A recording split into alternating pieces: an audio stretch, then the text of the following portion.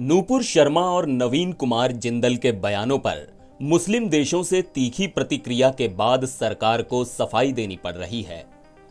BJP ने भी damage control के तहत न सिर्फ अपने दोनों नेताओं पर कार्रवाई की, बल्कि सभी नेताओं को साफ हिदायत भी दी है कि किसी की भी धार्मिक भावनाओं को चोट पहुंचाने वाले बयान न दिए जाएं। नूपुर और नवीन का ये पूरा एपिसोड अंतर्राष्ट्रीय स्तर पर भारत के लिए शर्मिंदगी का सबब बनता दिख रहा है। पूरे विवाद से पीएम नरेंद्र मोदी की छवि पर क्या असर पड़ेगा, चलिए आपको बताते हैं।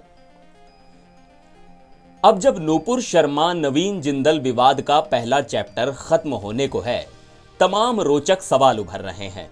मसलन कैसे विवाद शुरू हुआ और इसका क्या असर देखने को मिल सकता है।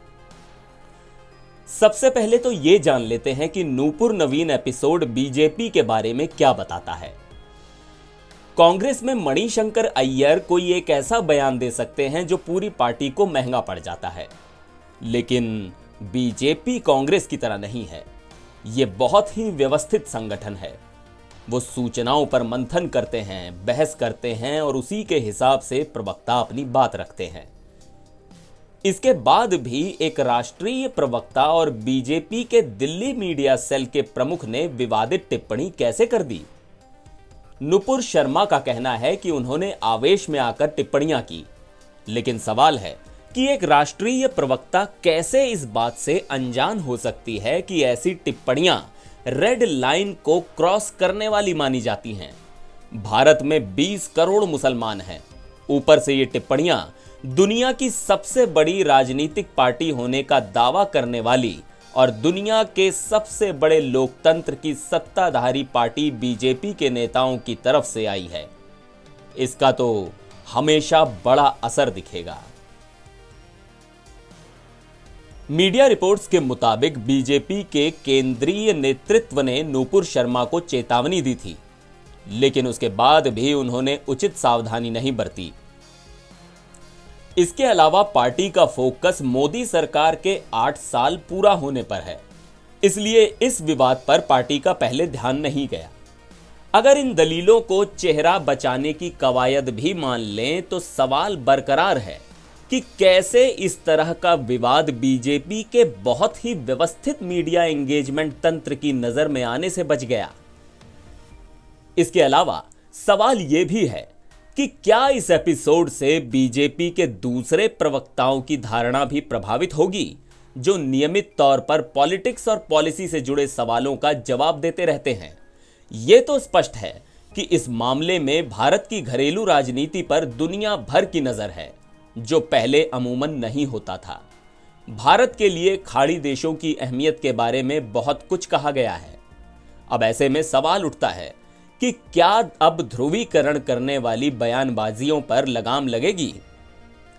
देखिए, खाड़ी एक ऐसा क्षेत्र है जहां नरेंद्र मोदी ने नए संबंधों को गढ़ने के लिए पर्सनल डिप्लोमेसी का कामयाबी से इस्तेमाल किया है। राजनयिक आलोचनाएं बढ़ने के बाद उन्होंने तेजी से कदम उठाते हुए नुकसान को थामने की कोशिश की, कार्रवाई के लिए कहा। इस पर बहस हो सकती है कि क्या नेताओं पर की गई कार्रवाई पर्याप्त है या नहीं, खासकर तब जब नूपुर शर्मा को सिर्फ जांच जारी रहने तक सस्पेंड किया गया है। लेकिन उन विवादित बयानों से खुद को दूर रखने का भारत सरकार का इरादा पूरी तरह स्पष्ट है, इस पर कोई संदेह नहीं है। कईयों का मानना है कि विवाद जल्द ही थम जाएगा, लेकिन इस मामले में ऐसा हो जरूरी नहीं। दरअसल अब बीजेपी नेता इस ओर आंख मूंद सकते हैं कि पार्टी के सदस्य ध्रुवीकरण वाले मुद्दों पर किस तरह जवाब देते हैं। अगर तीखी बयानबाजियों का टोन नरम हो जाए तो इसमें हैरानी वाली बात नहीं होगी। इसकी वजह यह है कि कुछ खाड़ी देश इस चीज पर बारीकी से नजर रखेंगे कि बीजेपी के तमाम नेता इस मुद्दे पर क्या कह रहे हैं। इन देशों ने कथित तौर पर बढ़ती इस्लामोफोबिया की भी आलोचना की है। इसके अलावा अमेरिका के विदेश मंत्री एंटनी ब्लिंकन ने भी भारत में लोगों और पूजा स्थलों पर बढ़ते हमलों की आलोचना की थी। अभी पिछले हफ्ते ही आरएसएस प्रमुख मोहन भागवत ने ज्ञानवापी मुद्दे पर भड़काऊ बयानबाजियों से बचने की नसीहत दी थी। यह संघ प्रमुख का बहुत ही महत्वपूर्ण बयान था। उन्होंने दो टूक कहा था कि हर मस्जिद में शिवलिंग क्यों ढूंढना। उन्होंने कहा कि संघ अब किसी मंदिर के लिए आंदोलन नहीं चलाएगा, क्योंकि अयोध्या मूवमेंट पूरा हो चुका है। संघ में हर कोई इस बात से सहमत नहीं है, लेकिन आरएसएस के भीतर खाने हिंदू मुस्लिम ध्रुवीकरण के नफा नुकसान को लेकर बहस जोर पकड़ रही है कि क्या ये रणनीति एक हद से आगे भी फायदेमंद रहेगी। कई लोगों का तर्क है कि इसके राजनीतिक नुकसान हो सकते हैं। इसके लिए वे राजनीतिक रूप से अहम बंगाल की तरफ इशारा कर रहे हैं, जहां मुस्लिम सामूहिक रूप से एंटी बीजेपी वोटिंग करते हैं। अब यह समझने की कोशिश करते हैं कि ध्रुवीकरण वाले बयानों पर लगाम से क्यों मोदी को फायदा हो सकता है। कुछ लोग इस एपिसोड को मोदी के लिए झटके के तौर पर देखते हैं। सही भी है, तात्कालिक तौर पर तो ऐसा हो सकता है, लेकिन समय के साथ अगर बीजेपी हिंदू मुस्लिम बयानों पर लगाम लगाती है तो यह प्रधानमंत्री मोदी के लिए ही फायदेमंद होगा। इसकी वजह यह है कि वो बीजेपी के इकलौते ऐसे नेता हैं जिनमें हिंदुत्व से इतर मुद्दों पर भी वोट खींचने की क्षमता है।